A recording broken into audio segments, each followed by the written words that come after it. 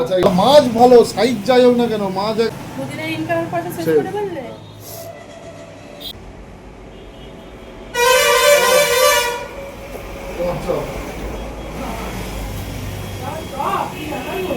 গরম গরম ভাজিল দাম জানো কত? গরম চাপে বেশি দাম। আই না খেতে খেতেই দাম বলছো, খাওয়াই নি তোমার চপ। তুমি ভালো তো ভালো লাগে না। এটা কাচ্চপ জানো তো? কার? এটা এটা চপ তো দাম কম। ভালো। তুমি চপ খাবে বাবু না? সব করে করে খাবে। দাও আমি খাই দিব। ওই সব এসে বলবে কত দাম কম, ওই পয়সা দিয়ে আমি ওসব জিনিস খেতে পাচ্ছি। আচ্ছা তুমি না বলছো চপের থেকে আমি ভালো জিনিস খাবো। আচ্ছা এটা দাও, আর এটা তোমার জন্য সারপ্রাইজ জিনিস আছে, ঠিক আছে? আবার সারপ্রাইজ?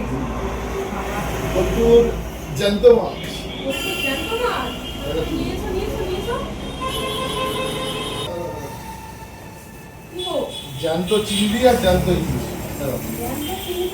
হ্যাঁ চিংড়ি ভাতে আর ইলিশ সর্ষে। একদম জ্যান্ত? জ্যান্ত বলতে কি মানে লাফাচ্ছিল? না রূপনারা নেই। ঢালিয়ে দেখবো এটা কেমন ভালো ঢেলে দেখো কিসে ভালো। চলো মাছ ছোট হোক না স্বাদ ভালো, বুঝতে পেরেছো? ছোট মাছ এদিকে তো হ্যাঁ তুমি ঢালো মাছ ভালো সাইজ যাই হোক না কেন মাছ একদম গ্যারান্টি। পল্টু বলেছে খারাপ হলে তুমি দোকানে ঝুলিয়ে রেখে দাও, যাওয়ার সময় নিয়ে চলে যাবো। বলছে একদম মাছে যদি তেল না বেরোয়, মাছে একটু তেল ঢালতে হবে না, এমনি ভাজা হবে না, এমনি হ্যাঁ বলে কোড়াতে দিলেই তেল বেরো, ছোট তেল বেরোবে। আর চিংড়ি মাছের করবে ওই ভাতে, আর বাকিটা ঢেঁড়স দেবে, ঢেঁড়স চিংড়ি মাছ শোনা যায় আর চিংড়ি মাছ। আর তাহলে কি রান্না করবো? দুদিনের রোজগারের পয়সা শেষ। দুদিনের ইনকামের পয়সা শেষ করে ফেললে? কালকে থেকে তাহলে কি খাবো? কালকে আলু ভাতে ডাল।